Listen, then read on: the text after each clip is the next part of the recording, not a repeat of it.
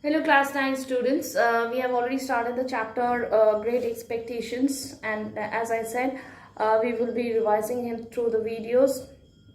And so in the first video we found that it was the little boy whose full name was Philip Pirip, and he could not pronounce his name, so in short he called himself Pip. And he kind of formed an impression. He didn't ever see a photograph or anything like that of of his parents, and that's why he formed an impression about their appearance from their tombstones. The shape of the letters on my father's gave me an odd idea that he was a square, stout, dark man with curly black hair. So maybe the tombstone that was there on the father's grave was, dark in color, so and square shaped. And so he came to the his childhood fancy gave him the idea that maybe his father was kind of, his face was square shaped, and he was dark, and he was stout, that is a very strong man, that is a well-built man, and he had curly black hair. So that was the impression he got from the tombstone of his father. From the character and the turn of inscription is the way the letters were written on the tombstone. Also Georgiana, wife of the above. Wife of the above. It was written on the tombstone. So the way it was written. From there, wife of the above, I drew the childish conclusion that my mother was freckled and sickly. Freckled and sickly. Freckled means a person who has spots on the face. So maybe the tombstone of the mother was not so maybe a bit pale, and the way the letters were written, that gave him the impression that the mother had spots on her face, and she also was a sickly kind of person. To the 5 little stone lozenges, each about a foot and a half long. Foot and a half long means very small. That means they died as babies, as infants. Foot long, were arranged in a neat row beside their grave. So you have the father's grave, you have the mother's grave, and below that you have those, means the smaller ones were followed by them, his 5 brothers. Stone lozenges is the small tombstones on those graveyards. So the meaning is given in your book.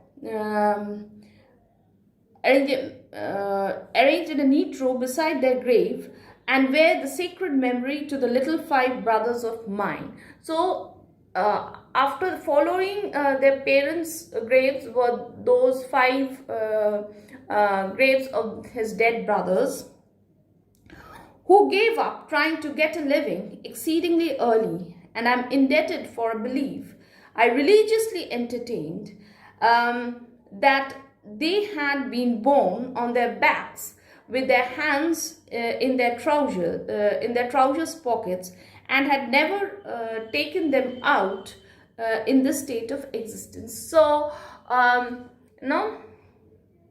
what the idea that he formed in seeing the tombstones of his 5 brothers were, the author very humorously put it, they were lying on their back, obviously, and they were trying to get a living. That is, we say get a living in the sense of earning, but like they struggled. These young, when these people were very young people, babies, they struggled to live, but they couldn't. Unfortunately, they couldn't, and they they lay on their backs, and humorously puts it as though they died with their hands on their pockets. So maybe the rectangular means hands in their pockets means the elbow sticking out. So maybe looking at the tombstones, the sort of a rectangular shape, and that gave him this idea, which is and he was kind of very sure of that, and he said that yes, I was very certain about the fact that these people died with their hands in their trouser pockets. So it's just a very subtle humor that the author uses over here. And then he goes on to the description of the place, how the place looked. So what we find is that from the tombstones, this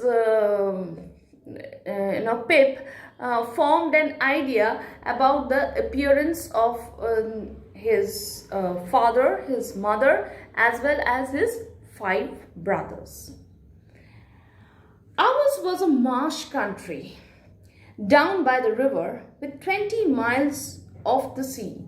So it was a marsh country, that is, it was a wetland. Okay.